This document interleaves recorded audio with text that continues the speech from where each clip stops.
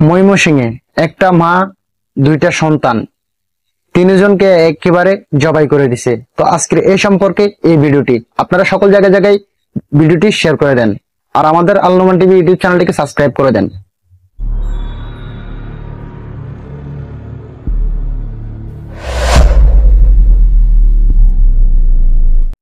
আসসালামু আলাইকুম ওয়া রাহমাতুল্লাহি ওয়া বারাকাতুহু। প্রিয় দিনী ভাই বোনেরা, আপনারা কেমন আছেন? আশা করি খুব ভালো আছেন। সো আজকের এই ভিডিওটি হচ্ছে ময়মনসিংহ নিয়ে। ময়মনসিংহের ভিতরে ইতিপূর্বে আপনারা জানেন দুইটা সন্তান সহ তার মা সহ এরকম জবাই হয়ে গেছে। তো আজকের এই ভিডিওটি নিয়ে আমরা কিছু কথা বলার চেষ্টা করব। অবশ্যই ভিডিওটি ধৈর্য সহকারে দেখতে থাকুন। আর কথা বলার আগে আপনাদেরকে কয়েকটা নিউজের ভিডিও দেখাচ্ছি, আপনারা অবশ্যই ভিডিওগুলো দেখে আসুন, তারপর কিছু কথা আপনাদের কাছে শেয়ার করব। তাহলে চলুন ভিডিওগুলো দেখা যাক। ময়মনসিংহের ভালুকায় বসতঘর থেকে 2 সন্তান সহ মায়ের মরদেহ উদ্ধার করা হয়েছে। পুলিশ জানায় ভালুকা বাজারের খারুয়ারি এলাকা থেকে মরদেহগুলো উদ্ধার করা হয়। নিহতের স্বামী কারখানায় কাজ করেন। নাইট ডিউটি শেষে সকালে বাড়ি ফিরে দেখতে পান তার স্ত্রী ও ছেলে মেয়ে সবাই রক্তাক্ত অবস্থায় পড়ে আছে। পরে খবর পায় প্রতিবেশীরাও। ঘটনার পর থেকে নিহতের দেবর পলাতক রয়েছে বলে জানিয়েছে পুলিশ। বিষয়টি খতিয়ে দেখা হচ্ছে।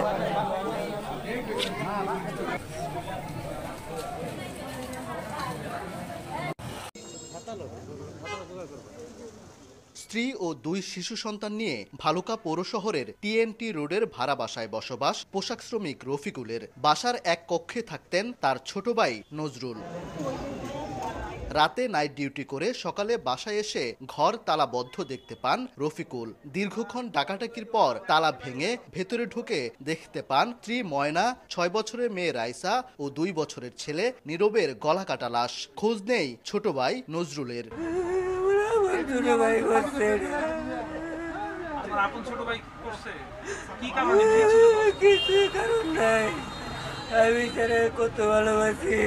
নৃশংস ট্রিপল মার্ডারের ঘটনায় নিহত ময়নার পলাতক দেবরকে দায়ী করছেন স্বজনেরা। কম্বল দিয়ে ঢাকা ছিল, পরে এক সাইড সরাইছে, পরে বাচ্চার গলা এখান থেকে এই পর্যন্ত কাটা।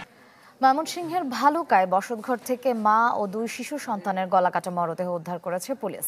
পুলিশ জানায় ভালুকা পৌরসভার 7 নম্বর ওয়ার্ডে ময়না বেগম তার 2 শিশু সন্তান নিয়ে বাস করতেন। সকালে তার পোশাক কর্মীর স্বামী রফিক উদ্দিন বাড়ি ফিরে স্ত্রী সন্তানকে খোঁজাখুঁজি করেন। পরে ঘরের দরজা ভেঙে ঢুকে স্ত্রী ময়না বেগম সহ 2 সন্তান রাইসা ও নীরবের রক্তাক্ত মরদেহ দেখতে পান। খবর পেয়ে ঘটনাস্থলে গিয়ে মরদেহ উদ্ধার করে পুলিশ। কি কারণে এই হত্যাকাণ্ড সে সম্পর্কে নিশ্চিত হতে পারেনি পুলিশ।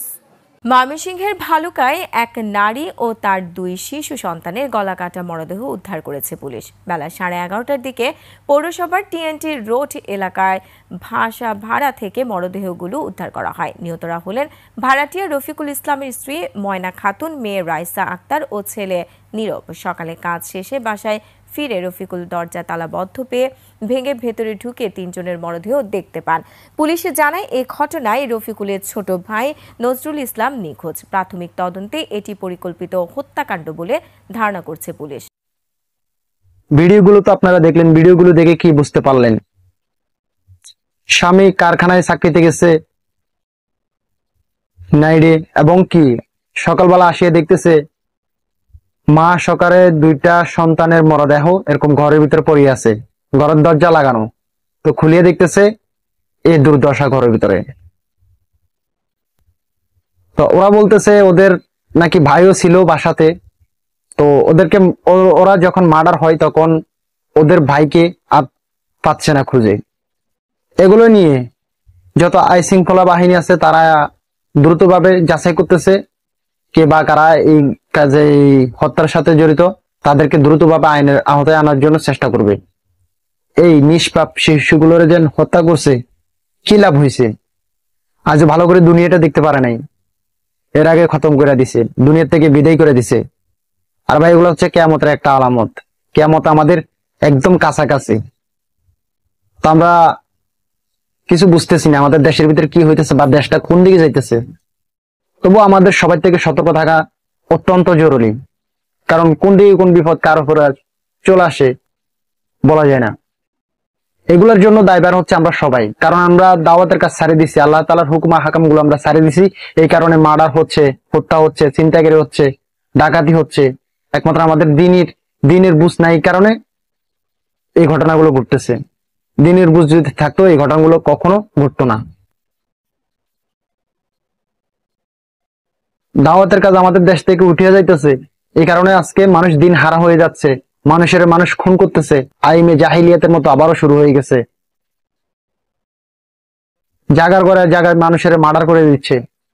এগুলোর কারণে আমরা সবাই দায়ী, কারণ আমরা দিনের আলো থেকে আমরা এরকম সরে যাইতেছি। আমরা দিন প্রচার করতেছি না, আল্লাহ তাআলার দিন, আল্লাহ তাআলার হুকুম হাকাম গুলো আমরা ঠিক মতো আদায় করতেছি না। এই কারণে এত আযাব আমাদের উপরে আল্লাহ তাআলা পরীক্ষা করতেছে। কিয়ামতের আগে এরকম গণহত্যা সংখ্যা বাড়তে থাকবে। তো এটা হচ্ছে একটা কিয়ামতের লক্ষণ বা কিয়ামতের একটা আলামত আমরা দেখতেছি। কিছুদিন আগে একটা ছোট্ট শিশু ফাট ক্ষেতের ভিতর পাওয়া গেছে, তার মরদেহ।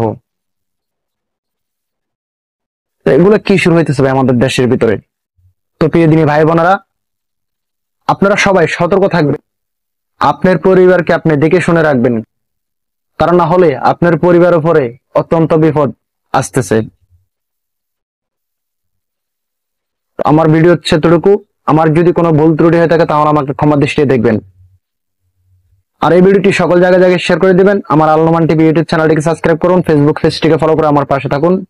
আসসালামু আলাইকুম ওয়া রাহমাতুল্লাহি ওয়া বারাকাতুহু। দেখা হবে অন্য কোনো ভিডিওতে। সুস্থ থাকবেন, ভালো থাকবেন, চোখ কান খোলা রাখবেন। কুল্লু নাফসিন যায়কাতুল মউত, প্রত্যেক প্রাণীকে মৃত্যুর স্বাদ গ্রহণ করতে হবে।